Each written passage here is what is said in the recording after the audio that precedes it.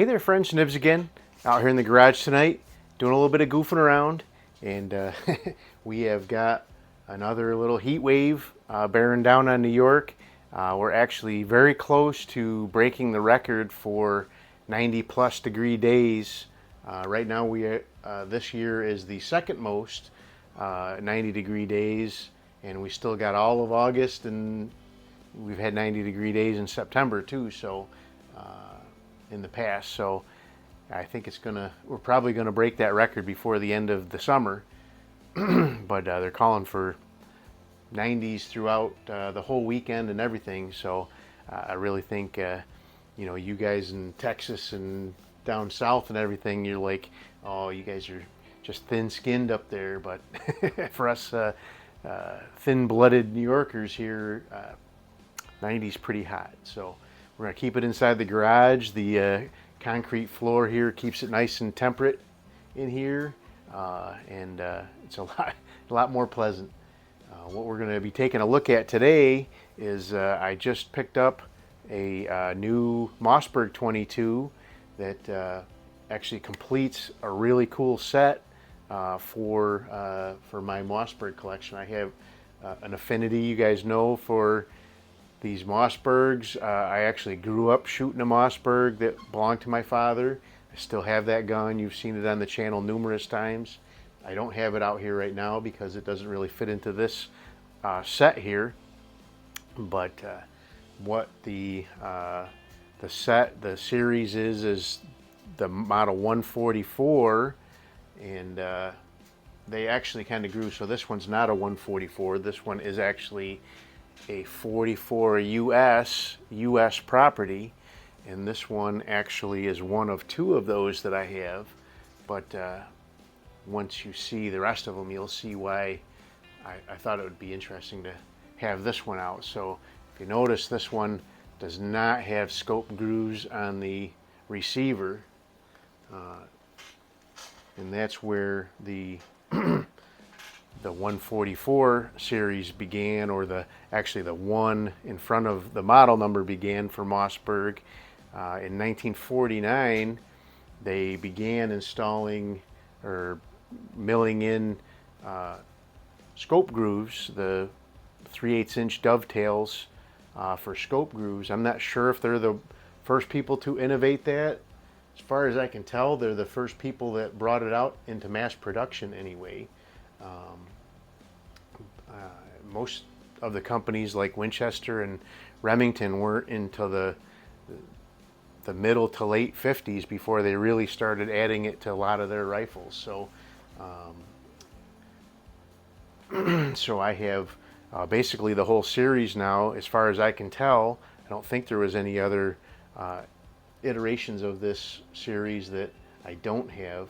The one that I was been lacking is this 144 LSB, which is actually the newest version, but the least amount of production from what I've read. I had just out of the blue, I got an email from actually one of the channel subscribers, and he said he had one and he wanted to sell it to me, and we worked out a deal, and we traded I traded one of my other 22s for this one.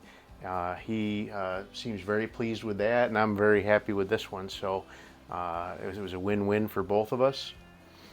Let's see here. So make sure I get the right one first here. So the first gun of the 144 series would just be called the 144, and it came out in 1949, and it was made until 1954. And this is one, it's a complete unit. I actually have a Weaver K4, I believe that is, on here. Or no, this is a Lyman All-American 4X. Really cool scope.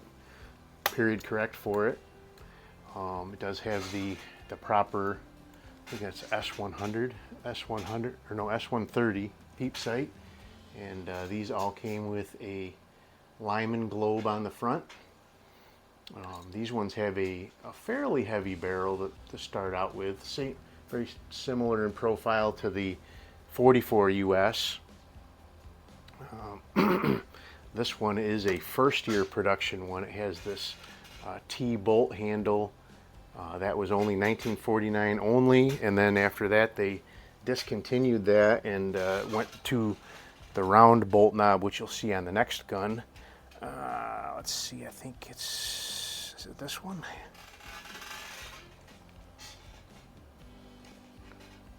Yes. So the next one is they started a series, added on to the series, and they called it the 144 LS, and the LS stand for Lyman sights. And so they started, even though they had really good sights of their own, they decided to contract with Lyman to get this Lyman 57M sight and put it on these guns. And these ran from 54 to 1960, the LS model. And that was the last of the Lyman rear sight. They all came all the way through the series with the Lyman 17A globe on the front.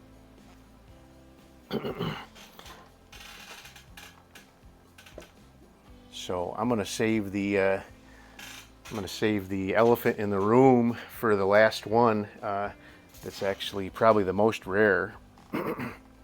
So the next one in the series is actually my least complete gun, but this one is the 144 LSA, which is actually the very first one that I ever procured. This one has the Lyman globe up front there still. Still has the kind of medium profile, still a pretty heavy barrel, but not super heavy like a couple of them we'll see here in a second.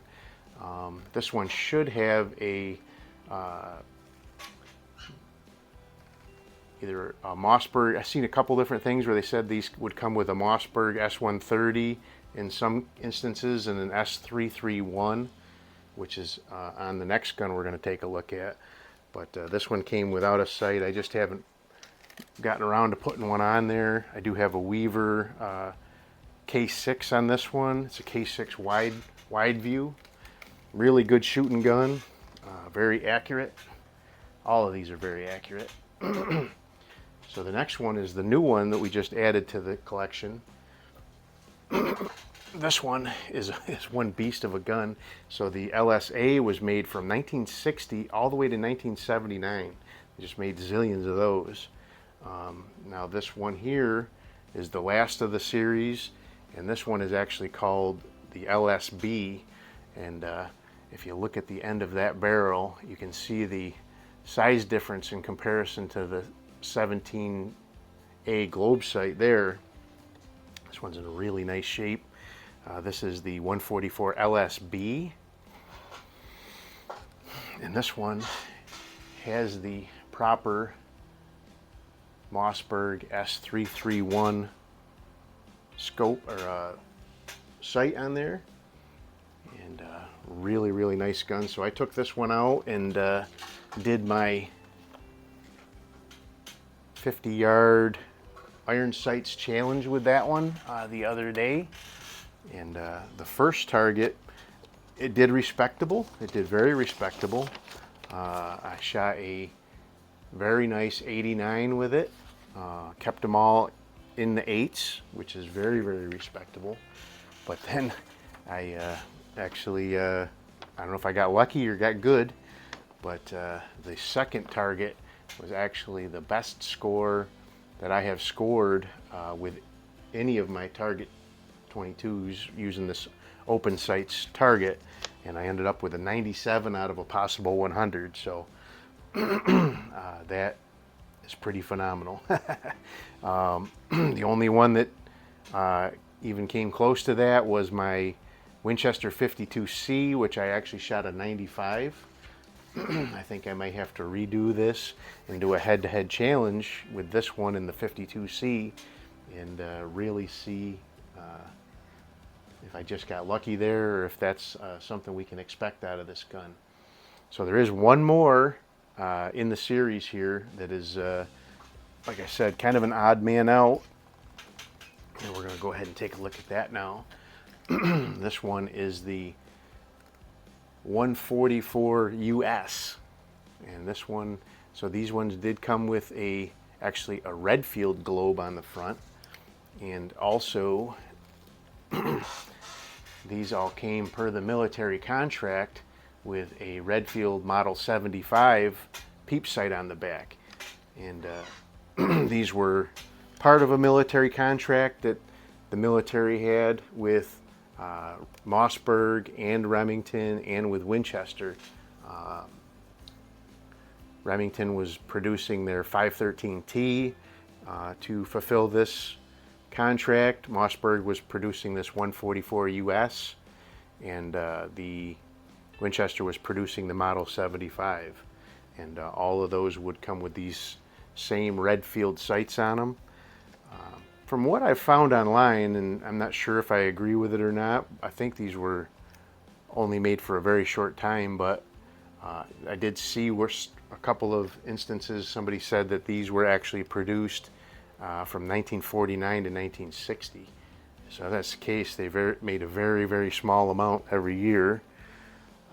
But this is a really good shooter too. I actually did take this guy out and do the 50-yard challenge with it as well, and it did very, very well. So the 144 LSB and the 144 US have a very, very heavy profile barrel on them. The 144 LSB measures out at a .860. Let me grab my calipers here and I'll just, so the 144 US actually measured at the muzzle of .870.